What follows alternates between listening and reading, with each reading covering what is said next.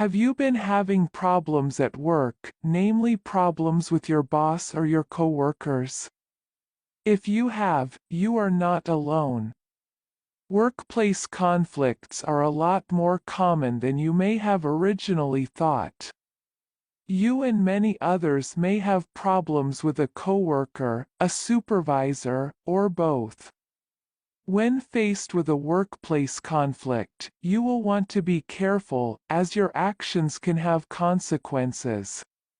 When it comes to handling workplace conflicts, there are a number of different factors that you will want to take into consideration.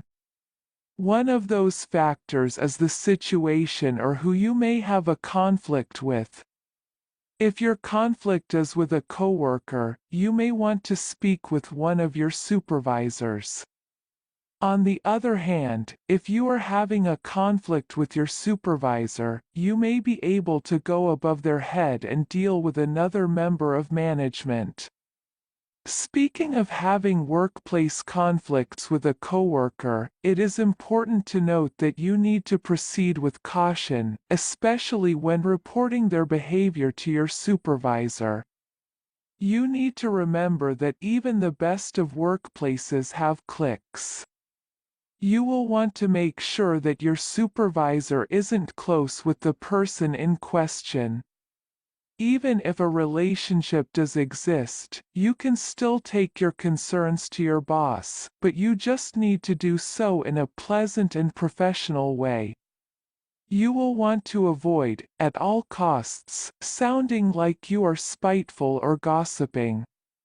On the other hand, if you have a problem or a workplace conflict with your supervisor, you will want to consider going above their head, especially if the conflict you are having is a major one. Major conflict can involve unfair treatment, unpaid overtime, and so forth. Unless you are dealing directly with the owner of your company, you will likely find that your supervisor has a boss and so on. When speaking with a supervisor, especially one who is ahead of your own manager, you will be as professional as possible. You will want to try and schedule a meeting in person. You may have to make arrangements over the phone or through email, but you should refrain from divulging too much information at first. As discussed earlier, it is important that you are professional when handling any workplace conflict. It may be a good idea to keep documentation of all the complaints or problems you would like to bring attention to. For example, you may want to write down the time and date and a summary of what happens each time that you may be harassed, even if it is not sexual in nature.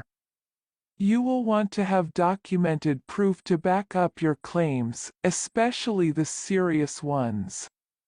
The last thing that you want to do in a meeting with your supervisor or even their supervisor will come off as unprofessional or as the one with the issues. The above-mentioned methods are just a few of the many ways that you can go about trying to resolve any conflicts that you may be having at work. Any small issues, such as a coworker wearing a strong perfume, should try to be handled privately first. If you are unable to see success, especially after supervisors have been alerted, you may then want to consider seeking employment elsewhere, but you may want to use this only as a last resort. So, if